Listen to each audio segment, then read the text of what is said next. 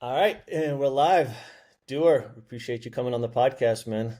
Absolutely. Thanks for having me, guys. Yeah, so, for those who read the newsletter, we've had you on, I believe, twice in the past year or two, just because you guys have an amazing company, great story. So we're happy to have you finally on the pod where we can kind of do a deep dive into the stuff that we've already talked about on the newsletter. And now you get to see my ugly mug. There's the cute. That's it. That is a cute dog. We've had the first like I think 4 or 5 episodes. We were trying to like go on a run where every single episode there was a dog barking in the background. And They're then I think probably like yeah, episode 4 or 5 it fell off, and then like no one barked for a good 10 episodes. So this might be the one again. It very well could be. There's a couple running around the office right now. Nice, nice. So yeah, tell us about the company. I know you guys. It's a family operation. And when I go on LinkedIn, it just seems like there's more gains and gains and gains. How many people within the family kind of work in the company? And then tell us a little bit about the company and how you guys started. Yeah, sure. So, um, right now in the warehouse, there are two family members, my wife and my cousin. My wife comes in when she has some spare time away from the kids while they're at school, and then my cousin's girlfriend, probably soon to be fiance, is back there. When we go to trade shows, my dad's there, my brother's there, my mom often comes. I don't know if she likes coming because we're in cool cities or that she likes hustling the floor, but we it's definitely a group effort. We started. I quit my job 9 years ago in 6 days to start this business. My background's in branding and marketing, but I've always been a dog person. I actually lost a dog to rawhide poisoning, which I didn't even know was a thing about 10 or 11 years ago. And it really enlightened me to the quality of the ingredients and the products that we were feeding our pets. And there just I wasn't as inspired as I or the ingredient panels weren't as inspiring as they are in so many products today. So decided to quit my very comfortable career in advertising to start hand making sweet potato dog treats. About 90 days after I quit my job, I convinced my brother to quit his job. My dad to this day is still rolling his eyes a little bit because we were both very comfortable. But we started out in a 700 square foot garage. Every morning we'd go to farmers markets and buy 200 to 300 pounds of raw sweet potatoes. We'd then take them back to the They garage. probably loved you there. Oh yeah, Yeah. well, uh, I I wish at the time we could have bought more, but we had to hand slice these things. So I don't know if you've ever cut a raw sweet potato. Oh my gosh. They are hard as a rock. And so we would cook 20 hours a day. We were literally sleeping on a futon, taking turns sleeping in the warehouse. And then we would hand slice the sweet potatoes. We made fries, chips, and chews out of them. And then we'd go to farmers markets and dog parks and hustle them. We were literally hand labeling bags, hand stuffing bags. It was an absolute nightmare. We could make for every 5 pounds of raw sweet potato, it makes around 1 pound of product. So we weren't making very much finished goods daily, but we just hustled and grinded and got into 40 or 50 independent retailers in the Southeast, and then got our first distributor, which was Southeast Pet, and then that got us big enough to find a manufacturer that then would make our product for us, and that led to another distributor, and then that led to printing bags, and here we are 8 years later, and we're in 9 major regional distributors, a little over 2,000 stores with our Gaines family Farmstead brand, and we're blowing and going. It's been a wild ride for sure, but it's coming full circle now. Looking back now, you did those 8, 9 years just fly by. Have they felt like no time, or have they felt like 50 years of time? Yes. Both. Yesterday was a really long day. It felt like 50 years. Yeah. But the pet industry is such a unique space. It's very small. While it's a massive market, it's very small, and so many people enter it and don't make it and leave. And I think it as a brand, you have to be willing to hand slice sweet potatoes for a few years while you develop the relationships necessary to really grow and scale. Um, so there was definitely some bad years. 2020, COVID almost killed us. That was a really long year, but we really believed in the core principles of the business, which are uh, at scale the humanization of pet treat, which is what we kind of the founding principle was. We believed that people wanted to serve their dogs the same super premium quality, functional, American made, family owned, a lot of the key tenets that our brand represents. We made a bet 8 years ago, and turns out most of the purchasing decisions, both by buyers for retail stores, independent retail stores, and consumers are moving that way drastically. And you see it across the entire industry. I mean, people are paying $500 a month for dog food now, which is yeah, exactly, exactly. You're telling me you don't get any discounts from any of your relationships in this industry, Roy? I can't confirm nor deny. Yeah, so there's definitely some long years, definitely some long days, but in consumer packaged goods, like you have to expect that. I think that this is CPG is insanely challenging. Pet is even more challenging. So, yeah, there's been some rough times, but we made it. Yeah, you started so it's interesting, like you always start with like a hero product, right? So sweet potatoes, like easy to acquire, makes a lot of sense. Already known by many pet parents. And so like making that your core kind of offering and going to the market is one thing. Like how now, 8 or 9 years later, how many SKUs are you at? Has your flagship product shifted to something else? Kind of where are you at now with that inventory? So, um, I'd say we're close to in the Gaines family farmstead packaging, we're probably at 30-ish different SKUs, and those all concentrate on single and limited ingredient treats, sweet potato being a core competency for us. Our big differentiator, actually, I have some sitting right here. Our big differentiator was actually this sweet potato bone. So this is a single ingredient sweet potato bone. We literally just make mashed sweet potatoes and then we press it into the shape of this bone. This was really a big differentiator for us. We now have 6 SKUs around just the single ingredient sweet potato bone. So we have a chicken wrap bone, a peanut butter bone, a cheese top bone, a pumpkin and sweet potato bone. This was our big differentiator. We still make the fries, the chips, and the chews. We also now have single ingredient meat chips that elk, turkey tendon, chicken, beef, those have performed really well. And then we have limited ingredient treats that all have 6 to 8 ingredients, all natural. And 100% of that has an American supply chain. So we operate on just-in-time inventory. We're not ordering 6 months worth of product at a time. From the time I place an order to the time it's delivered to my warehouse is typically 2 to 3 weeks, which from a structural strategy standpoint makes cash flow management incredibly efficient. But now we've diversified our supply chain substantially. We've introduced some new products. In fact, we launched one not too long ago. It's first of its kind. In fact, I have one of those. This is a dehydrated Asian silver carp head. So we literally take the head of a carp and cut it off and cut it in half and dehydrate it.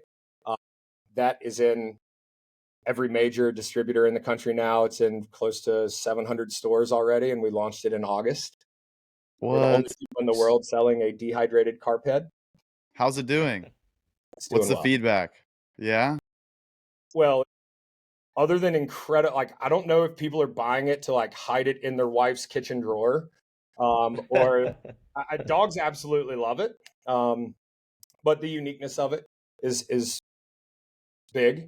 And then we're also importing things like pig ears from overseas and bully sticks and a lot more of those commoditized products. We don't fly those under the Gaines family Farmstead brand, but when there's a demand and you have the supply chain for it, you sell it, right? And then we were able to find the right suppliers for a lot of unique stuff. We launched duck feet and duck heads about a year ago. And we were able to create a really competitive arbitrage on that. We worked directly with the people that raise the ducks. And so the security of our supply chain there is really, really unique. So yeah, the product growth has been huge. We probably have over 65 SKUs now. Not all of them go into the same channels, but we sell to everybody. So it's we're very, very omni-channel. So the strategy from even 3 years ago to where we are now has changed drastically. Yeah. What, speaking of being everywhere and omni-channel, congratulations on reaching Prime Day. Is Amazon your kind of go-to channel? Is that where you're seeing the most volume? Amazon is a unique animal. So we are growing at an average rate of 10% month over month on Amazon.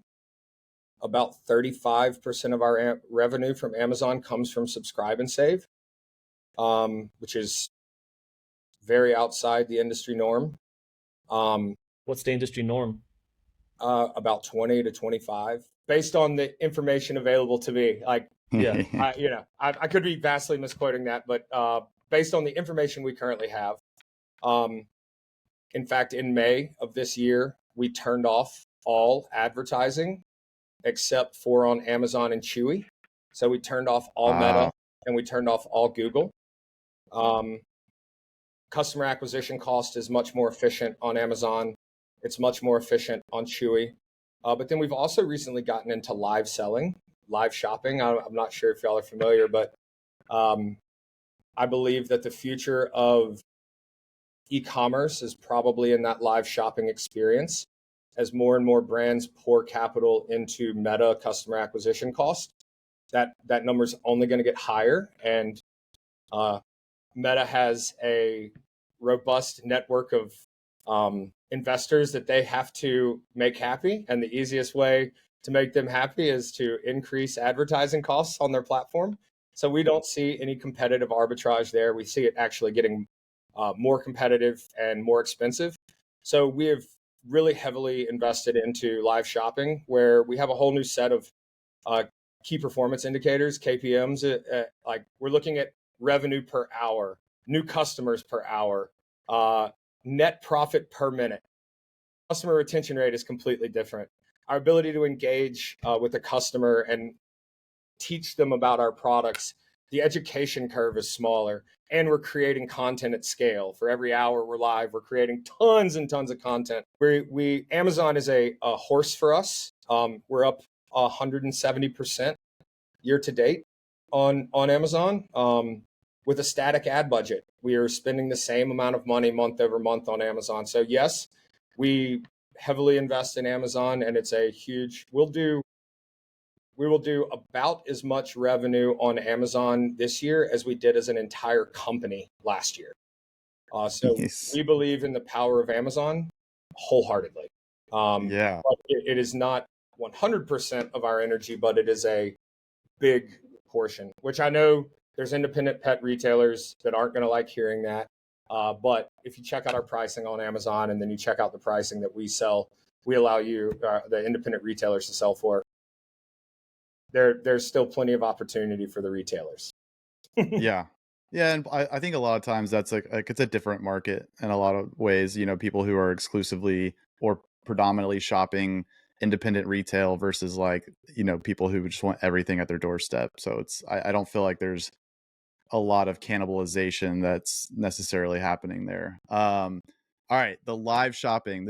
I'm so glad you mentioned this, because this is something I kind of touched on months ago that I thought was fascinating. And I know there's a couple platforms, so I'm curious to hear what platforms you're doing it on. But I went on like a deep dive on like Whatnot, and We were the first brand. We were the first pet brand in the world to sell on Whatnot. And I've been pushing it on LinkedIn. There's now 3 other brands selling on Whatnot.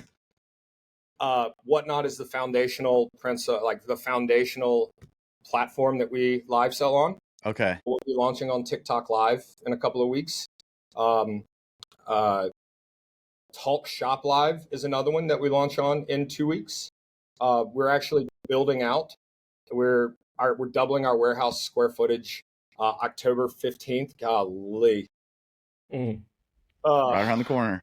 Yeah. That's 7 days from now. And then we're building a live shopping studio in that. Wow. Yeah. And Oh, so you're going all in. yes. I mean, net profit per minute is an insane performance indicator. And I can go live for an hour and do $1,500 to $2,000 in direct to consumer revenue. It's a statistic that is too hard to ignore. So we're actually think that November, December, we'll be doing 20 hours a week of live selling, both me and other members of our team. But I have the intent to be 40 hours a week across all platforms by late Q1. It is actually the guy that convinced me to quit my job and to start this. His name's Gary Vaynerchuk. Old Gary V. Old Gary V. Known him for some time, and he convinced me to quit my marketing career to get into the. He was like, "Why are you waiting?" You know, and he's been yelling about live shopping for, I don't know, 1.5 to 2 years. I started researching it heavily about a year ago, and then made the dive in May, strictly on Whatnot to start, because it's the lowest barrier of entry. Mm-hmm. And we were literally the first brand to be selling on Whatnot. And it is too hard to ignore. And being the first mover, we have some unique advantages. Our growth has been incredible on there, but it is going to be a core fundamental strategy for us moving forward. Go ahead, Roy. I just want to kind of get a bit more insight. So I've never watched any of the live selling platform, TikTok, whatnot, etc. Are we just, because I've talked to someone about this, I think it was last week. She was explaining a little bit more in detail, and it's not. She was saying it's not as straightforward as it may seem, where you're just kind of going online and selling. There's a bit more behind the scenes. But is it just like a QVC? Because if you're doing this for 40 hours a week, right, across different channels, I mean, that's a lot to talk, right, for 40 hours. Like, what is do you have shows? Are you just going talking about the products? Like, what is the setup here? So today is Wednesday. The show today will be What the Duck Wednesday. And we talk about duck products. We run crazy deals on the duck. So the ability to educate the consumer. So part of the reason people go to independent pet shops, for example, is because you can engage with the owner or the manager, and they know everything about every single one of their products, the health benefits, the supply chain. A lot of the independent pet retailers, they know me, they know my mom, they know my kids, and they have invested the time and energy to learn about our products. I can now go in front of an audience of people and explain intricately each product that we're launching or each product that we're selling. They can say, hey, my dog has X, Y, and Z allergies. What should I try? So my ability and my team's ability to engage directly with a consumer and create that bond. And there's something weird about it.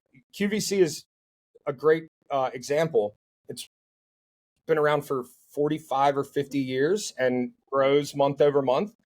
The difference is the barrier of entry with live shopping is so much lower. You can literally, I'll use Whatnot as an example. The swipe of a thumb completes the transaction. So there's no go to checkout page. Mm-hmm. There's no enter your credit card information. There's none of that. So the impulsivity and the ability for me to sell, and I'm a salesman, so I can sell. right to you. I can tell you why your dog needs to try the carp heads, because the omega-3s are great and your dog is having summertime hotspot issues. The omega-3s and the collagen are going to eliminate a lot of those issues. Boom, purchase. That intent and the psychological engagement is bar none. You can't get that. I can go to a trade show and spend $50,000 to set up at Super Zoo and have this conversation 100 times and sell one store at a time, sell a couple of products to bigger, larger retailers, and we'll never stop doing that. But the ability to educate the consumer directly and engage with them. I mean, I have a little cabal of women that every time I go live, they spend an hour to 2 hours of their day hanging out, asking how my kids are. And that level of engagement is a different type of psychological engagement. Everyone's so attached to their screens now, and they trust their screens. And so when you can engage with them through a platform that they trust the product and then trust the brand owner, that level of engagement I haven't found anywhere. Yeah, that's, oh my God, I love the Duck Wednesday. So is like everything is like, is it mostly now that you've gotten some reps in there, is your like strategy, like a lot of this programming, like essentially like we have these predetermined shows, when they're coming, like at, 5 o'clock Eastern, we're running this, whatever. And like you kind of just stamp that out throughout the week. Yeah. So we have Monday Madness on Whatnot. Sometimes I do a Tuesday toss up, What the Duck Wednesday, Freak Show Friday, where we sell like weird things like body parts. And I was gonna say you should do Chicken Feet that's Friday. So cool. Yeah, we do. I think let's see. I think this Sunday is the Sunday Showdown, where everything is going to be 35% off for the entire show. And there's people that engage with us specifically. And then we have things where it's like, okay, for a week, we're going to have a 6-inch bully stick at $1 a bully stick, because I'm sourcing it directly from the factory. The same thing that you go and pay $3 for at Petco. And so it's kind of like a treasure hunt. We don't always sell the same things. It's not always available. People request things and it's like, oh, we'll have that in 2 weeks. Make sure you tune into this show. So yeah, it's a treasure hunt. We schedule, people save the shows. We do auctions on the shows. We give away product on the show. So it's like, for the next 5 minutes, if anyone that makes a purchase gets entered into a drawing to win a free $30 bag of dog treats. So there's all this psychological game that goes on. And I don't like to say that like we're playing on the psychology, but there is very much a lot of psychology going into it and how we program the shows, and when we offer what.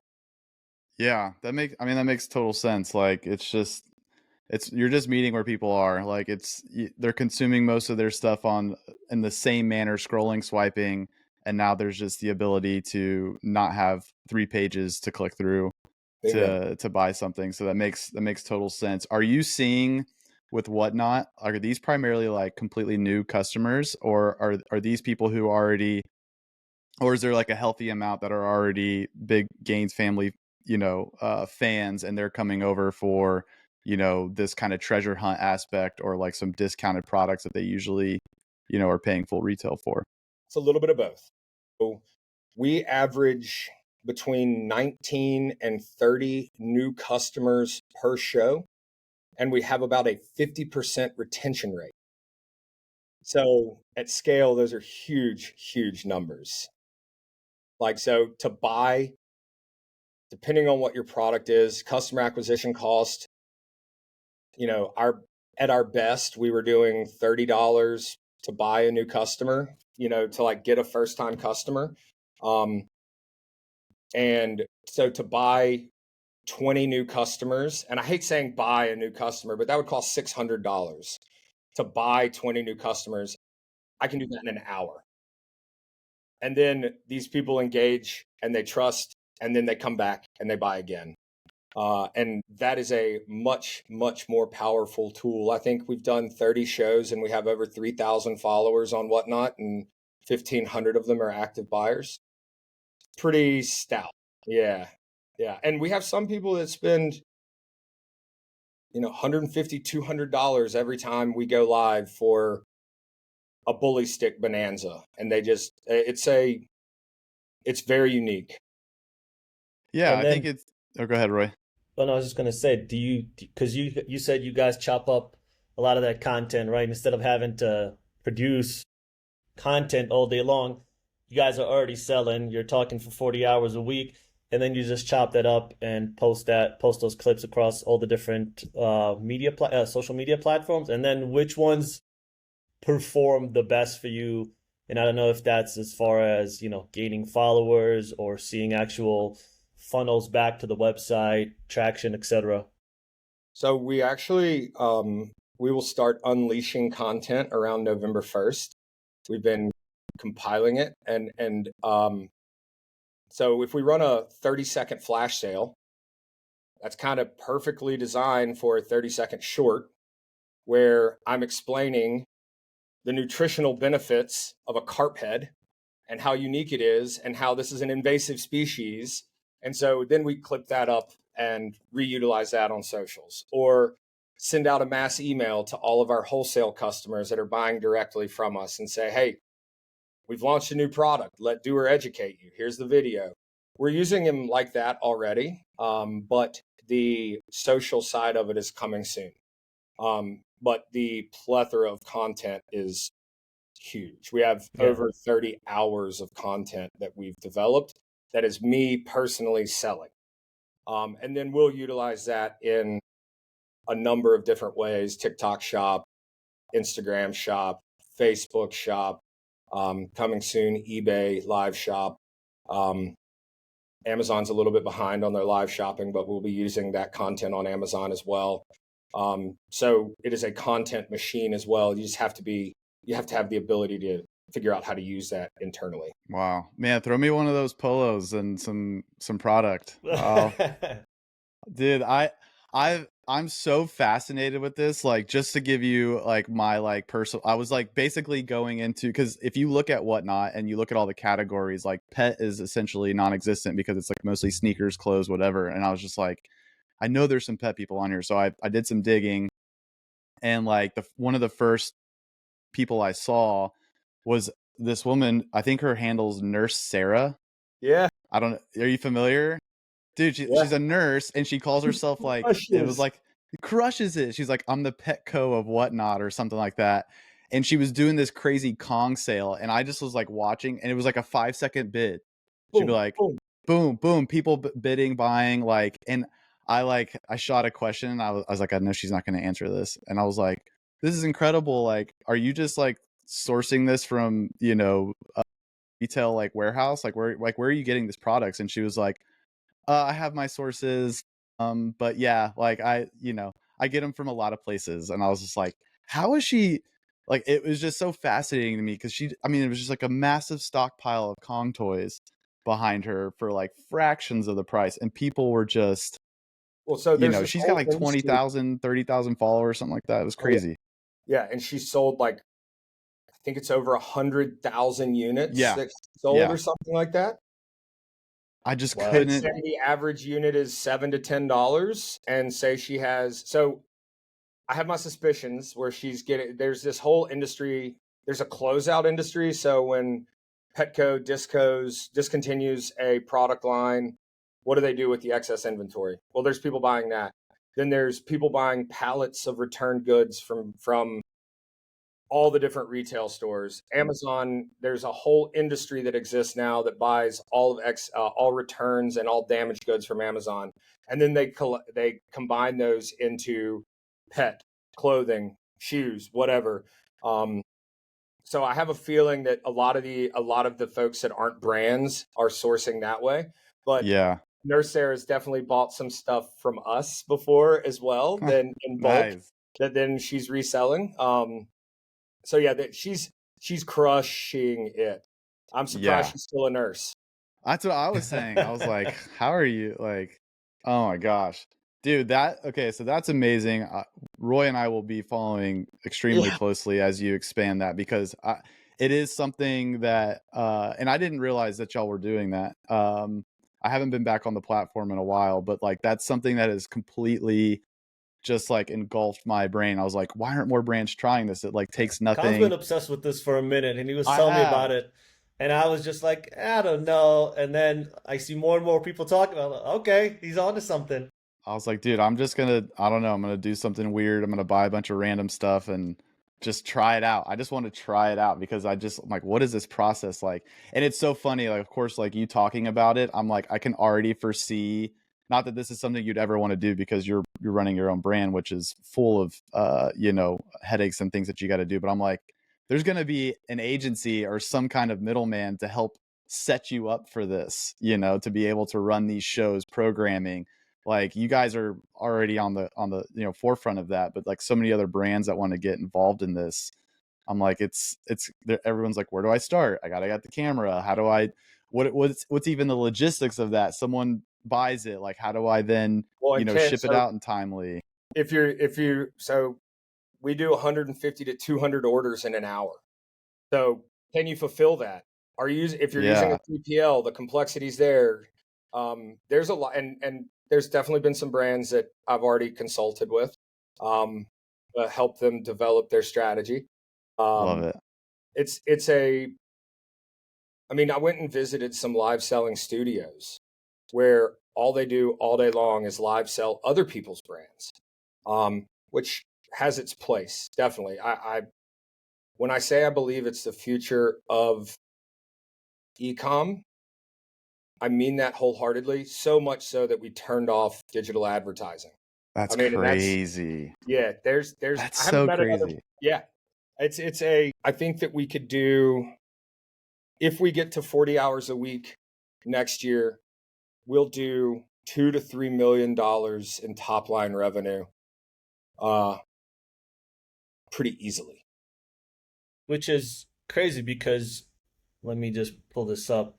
You jumped from 480,000, right, in revenue in 2022 to more than 2.2 million in 2023. You're saying you could do that Just in a live month, No, in a year. in a in a In a year. year. year, just Yeah, but just from live just sell. from live. Yeah. And So what so would be the to do total? to do that to do that sort of volume digitally, like on Shopify or on gainesfamilyfarmstead.com, to buy that, like if we're doing 40 hours a week, let's assume that's 800 new customers a week. 800 new customers at a $30 customer acquisition cost would cost what is that, $24,000. So just the scale of those numbers alone is like, whoa, why aren't we doing this 100 hours a week? And it's taken a lot of energy to build the whole business strategy around that, and also convince everyone that this makes sense to dive into. Like our first show, I think we did $100 in an hour and a half, and then our third show, we did $0. And then I kind of figured it out and started gaming the system a little bit, and then since then it's just been and I haven't done a show in a week, so I bet we do. I mean, we could probably do $3,000 to $4,000 an hour today when we go live. And and the crazy thing is like, there's just not as many, the distribution just isn't quite there yet. Like I guarantee you I can walk down the street and ask people to open up their phone and see how many have Whatnot versus TikTok. Yeah, And it would be staggering to TikTok versus, Whatnot. So it's like it's the about you have 10%. About 10% of the daily users on Whatnot versus TikTok. And so TikTok Live, we're gonna that's gonna be always do nuts. Whatnot, but TikTok Live will be a huge catalyst. And I'm projecting sales, that $2 million is a projection based off of current data available to us. But if we say we scale at 50 new customers an hour on TikTok versus 20 new customers an hour, and we have any sort of compounding retention rate there, that number could be substantially larger. Jeez, I just can't even. Oh my God, I'm so excited. I'm so pumped. I cannot wait. I cannot wait to be a spectator. I'm gonna tune into some of these. So you I'll have the send you all one the link. today. Yeah, Yeah. please do, man. I wanna watch Freaky this. I wanna watch Fridays. the magic. Yeah, that's my game, man. Give me all the weird stuff. Give me like the duck neck, the you know fish heads. Liver. All Yeah. like I'm all My for dog King of that. loves that. Ears. He's Oh, selling that's like new. Yes. crazy. Let's see Wait, what with else. the fur? With the Yeah, with the fur. fur. This is carp caviar. So this is the carp, the bladder of the egg sac of a carp. These sell like crazy. Exactly. Like yeah, You know the monster femur bones, like the Yeah. huge yeah, bones. We're the huge selling like those and leg dino bones, style. and yeah, it's Man, it's I've talked about this a lot, being in Texas, like biggest meat producer in the country. I've talked to a lot of farms around here cuz like I'm very much like taking the business hat off and like as a consumer, I'm very much into the single ingredient is like most of the treats and stuff that I buy myself, and there's a lot of like just farmers that have opened up their own stands or stores here. Now they've like basically come banded together and sell directly to the consumer. And now they've started to do like, oh, we have all the offals that we're going to just bag up, dehydrate and sell as dog treats. And it's just insanely expensive. But I'm like, yes, like I will do that. And I'm like, there's so many. I've talked to a guy who's been farming, and I mean they like basically process 15 cattle a year. Like it's very much a side thing, but he was like, I know a couple processors that would probably pay you to take some of this stuff so they don't have to deal with it. And I was just thinking like outside of within Texas, same thing that you're talking about with the carp. It's like invasive species, or it's like the sustainability. I'm like, how much stuff gets wasted here that you could do that. And imagine just being out with a bunch of dragonflies out in the farm and just being like holding up like a bunch of different offals and just explaining like, hey, and the source is right behind me. Like there's so many amazing directions I think you could take this, and the education piece is huge. Like when you talk about regenerative agriculture, or like all the way to like sourcing treats, Open Farm has like snap the QR code, see where it's from. Like there's so much time and energy that goes into that. Whereas like if you could just talk to your audience directly and just kind of demystify all that language or all the copy that you normally have to bombard them with, like I totally see why it's a hit, and it's just a matter of time. Like Asia, this is massive. Like I know there's a woman who's gone super viral in China, who literally, it's like 2 seconds of product. Yeah, literally holds it up, throws it, and it's like doing millions in a day, let net alone whatever in a month. profit net profit per minute. I never in a million years. That's a cool. I have to write that one down. Net profit per minute, revenue per hour, new customers per hour, customer engagement per hour. Like the KPI, like, well, what used to take a team member 1 or 2 days to develop a really good piece of written content to educate a consumer or a retail buyer on the construct of a product, I can do in 30 seconds. Well, And I actually think more independent retailers should be doing this. Yeah. Hey, Sally Joe's dog shop on the corner in Birmingham, you should be going live once a week and inviting all of your customers to view your show, and you introduce new products there. And then maybe Yeah. pick it up in store. The future of it is so highly scalable. I can't So wait are to see. you gonna have to clone yourself to like run all these shows? Like, are you gonna have to hire people to that's all in start the being like family. It's hosts? genetic. I know. I'm like, there's only so many gains. Like, Yeah, so it's definitely, and this isn't not an argument, but a conversation I have with our team frequently. Um, where is the best allocation of my time? And I can't walk into any retailer or any of our larger customers and do $5,000 in an hour, and that's like if everything continues to scale the way it is. So time allocation at the beginning of this was like, man, this isn't a good use of my time. And is this even scalable? But as we figured out the nuances of how it works, it's like, okay, I personally need to invest energy into developing this, but we do have plans to. There's a team member sitting in this office right now that will be starting to go live soon. And then we are Very bringing cool. someone in to do it probably 4 to 6 hours a week. And we'll scale up to 40. Arguably, if I can go on TikTok or whatnot and do $5,000 in revenue in an hour and calculate our net profitability in an hour and new customer rate in an hour, at scale, is that a bad use of my time? I don't know. We're in early stages of this still, and it's at this point it is an investment. My time being the investment, because there's zero capital. Like, we have to literally put $0 into it. In fact, I've come here on a Friday night at 8 o'clock at night and done $4,000 in sales over 2 hours. It's like, that's not a bad use of my time. Like, it's and it's scaling nicely. And I think that I know that things are being developed right now for live shopping so that I can send out a mass email to our email database and say, hey, come visit me on our website on Thursday afternoon. We're introducing a new treat. So the platform proliferation, I think we'll see it scale. I believe that we will see every e-com platform will have a live shopping component within the next 18 to 24 months. Like, I'm confident of that. And I know most of the big ones are already developing it right now.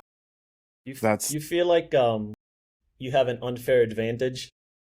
And with air quotes, I'll explain why. Because, like you said, nowadays every company, doesn't matter what you're selling, you're a media / production house, right? Because you have to create the content, and up until now, it's been for the first few years of social, it was pictures, right? Like, you have these beautifully curated pages of brands, and then it developed into short form content, and now it's kind of evolving, and it looks like the next iteration of that is going to be this, live selling. Not everyone's a natural salesperson. Like, you're just so good, right? Like, you're just so good on camera. You sell well. You know how to do it.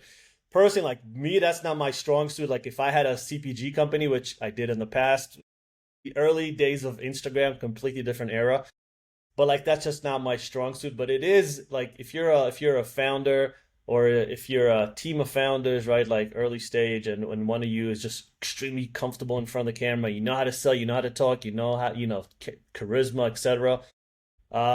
Is that just, you are who you are? Obviously, I'm not saying like, if you're not actually, I don't know, because if you're not, this is something I've been working on. If you're not comfortable in front of a camera, it's definitely something you should be working on if you want to get out there and you want to get in front of more people. But is it just a skill you've always had? It is something you've developed, like, Well, so I'm doing this all day, every day anyway. I know our products intimately. I know our supply chain intimately.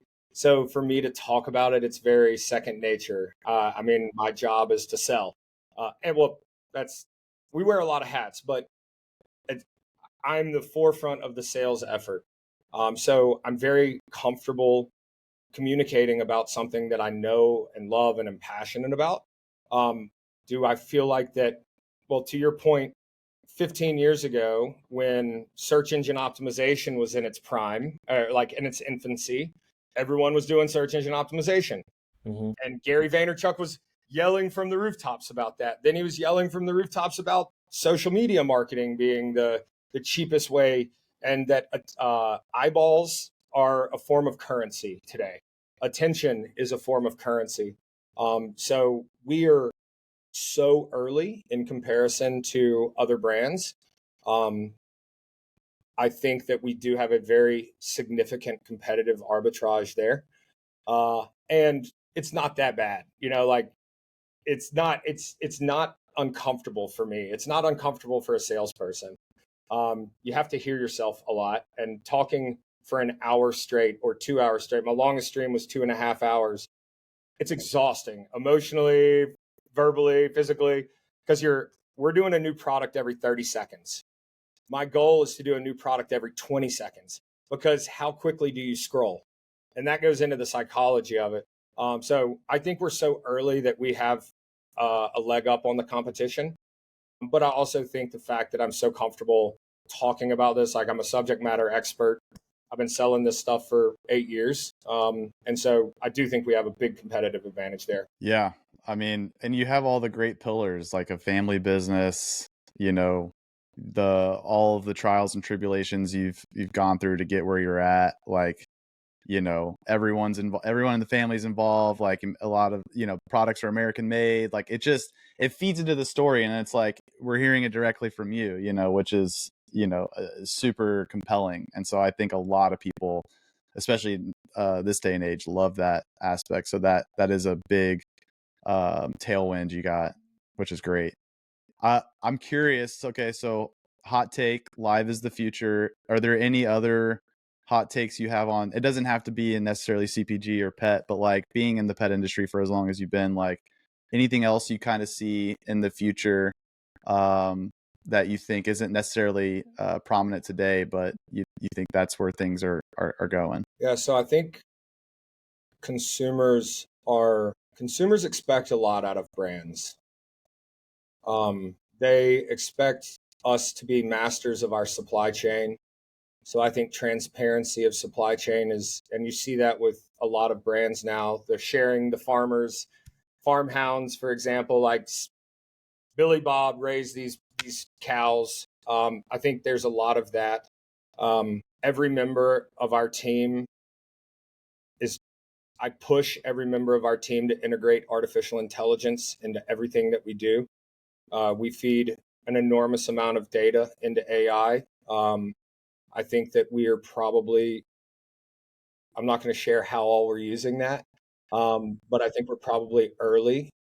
So I tell people, obviously we love pets and we love what we do, but at scale, we're a sales and marketing firm that happens to sell dog treats that has an incredible tech stack.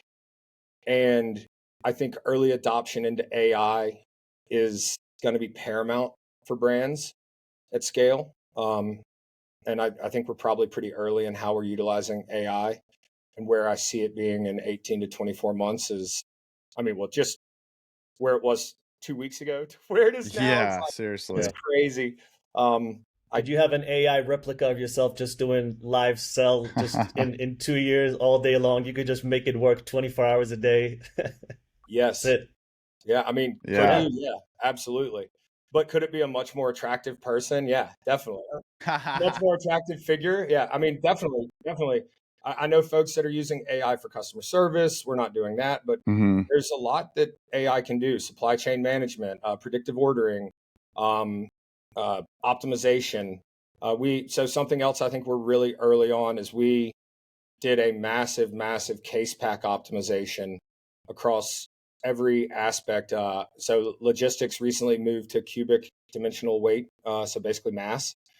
So we used to ship in. We used to use a 13 by 11 by 7 inch box as our case pack size. Our best selling product could fit four bags into that box. Our retail partners, our distributors, and our Chewy and Amazon, the more product you can fit into a box increases the cubic dimensional weight, the mass, and at scale, how can we optimize our entire supply chain to use less cardboard? I'll give you a very specific example.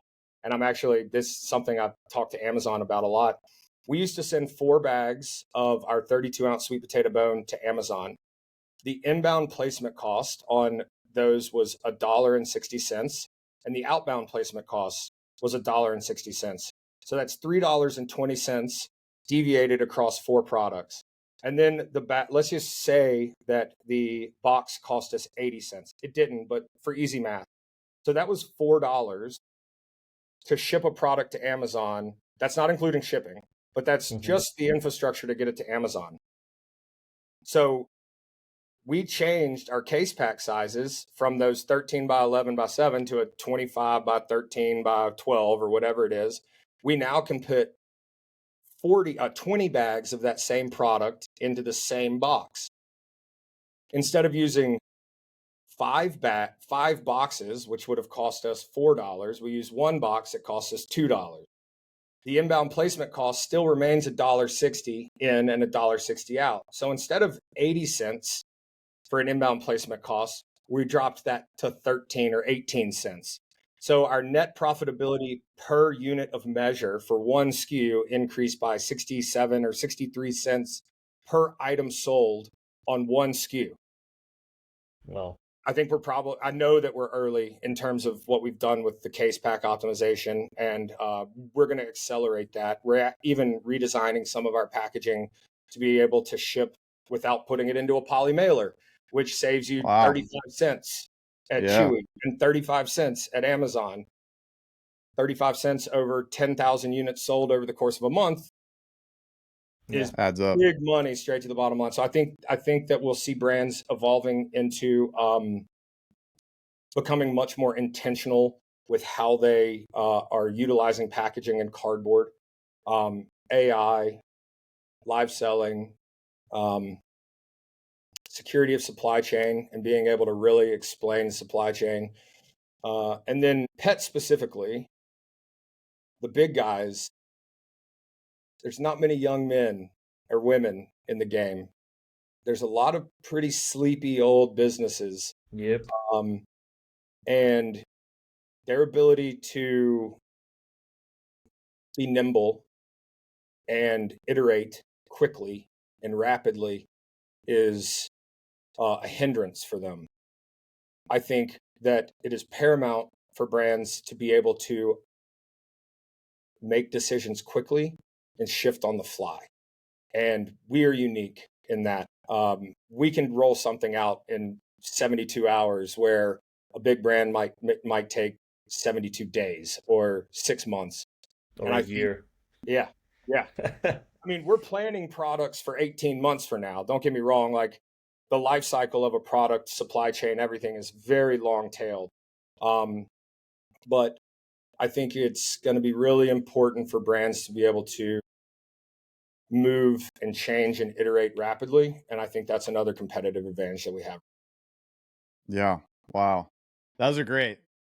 I concur with all of those. I know we're running up against time, Roy. I don't know if you have any other questions, but I definitely have one more, which is, yeah, shoot.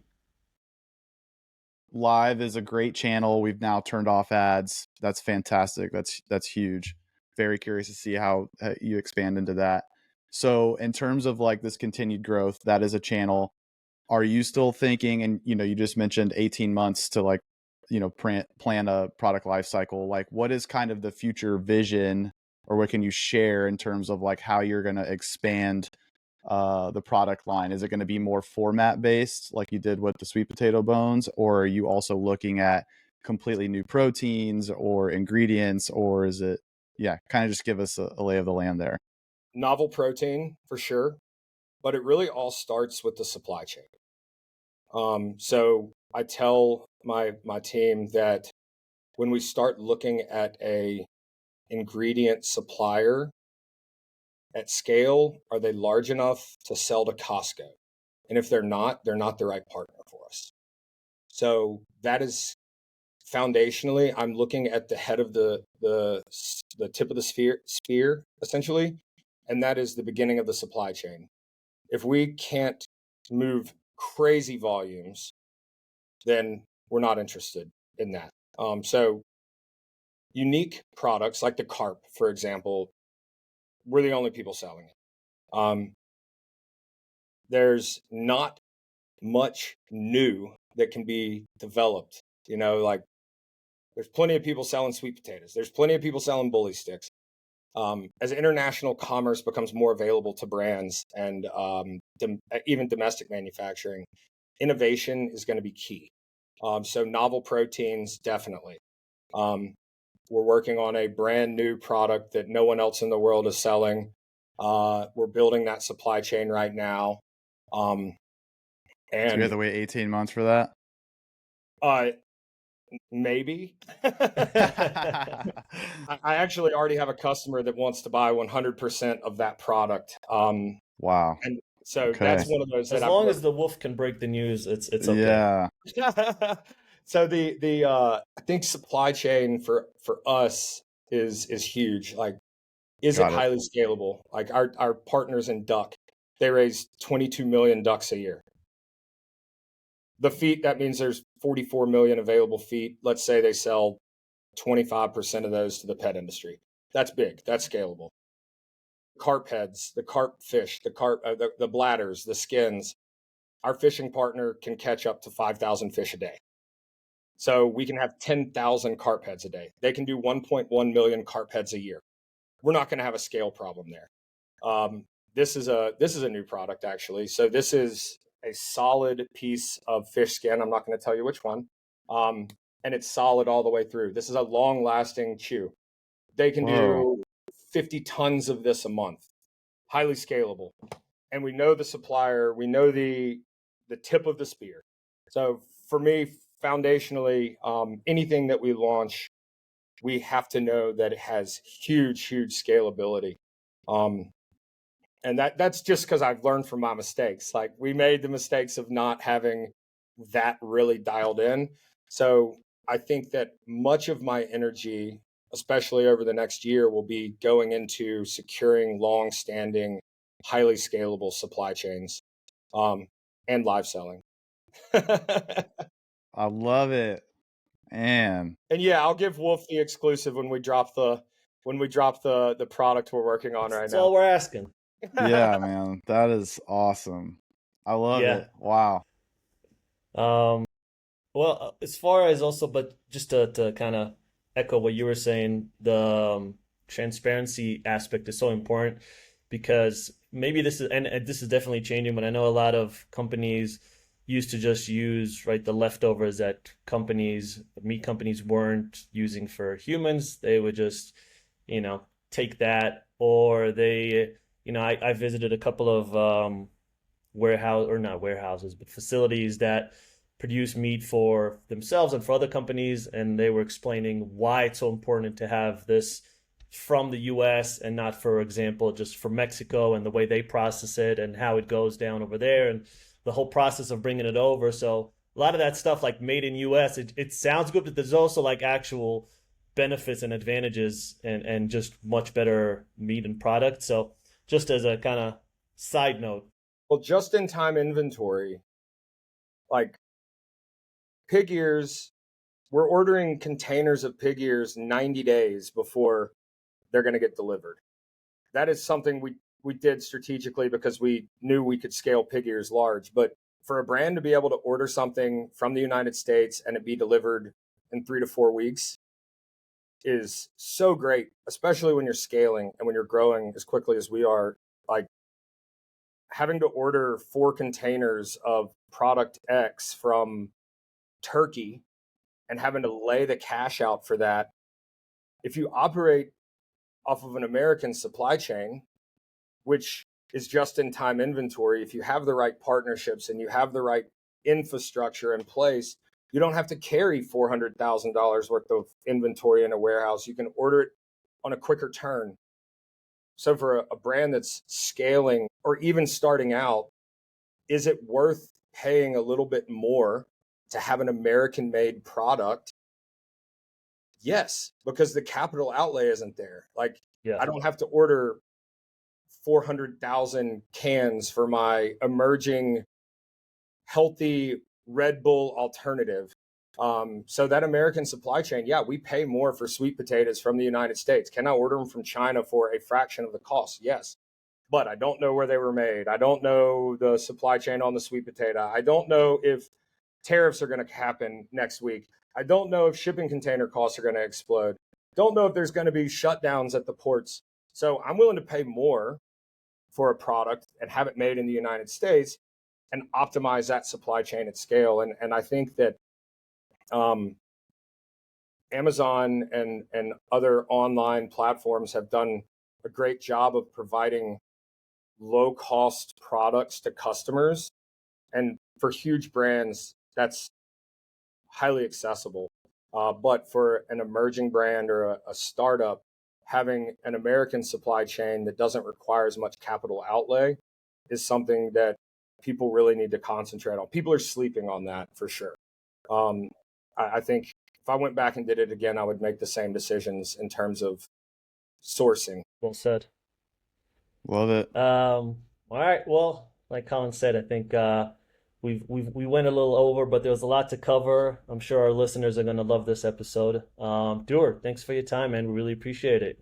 Yeah, guys, I appreciate it very much. Thanks for having me on, and have a great second What? Prime Day.